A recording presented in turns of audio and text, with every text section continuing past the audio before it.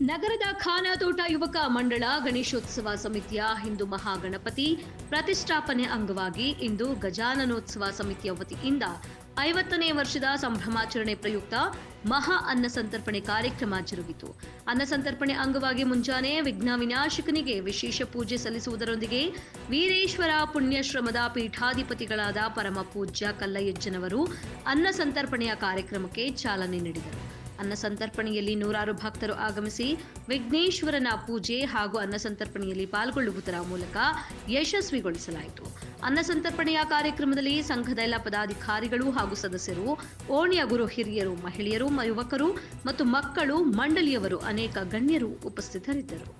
ಗಜಾನೋತ್ಸವ ಸಮಿತಿ ವತಿಯಿಂದ 50ನೇ ವರ್ಷದ ಸಂಭ್ರಮಾಚರಣೆ ಅಂಗವಾಗಿ ಇವತ್ತಿನ ದಿವಸ ಸತ್ಯನಾರಾಯಣ ಪೂಜೆ ಮತ್ತು ಪೂಜ್ಯ ಕಲ್ಲಯ್ಯಜ್ಜನವರ ಪಾದ ಪೂಜೆ ಅದಾದ ನಂತರ ಇವತ್ತು ಮಹಾ ಅನ್ನ ಸಂತರ್ಪಣೆ ಕೂಡ ನೆರವೇರಿಸಲಾಗಿದೆ.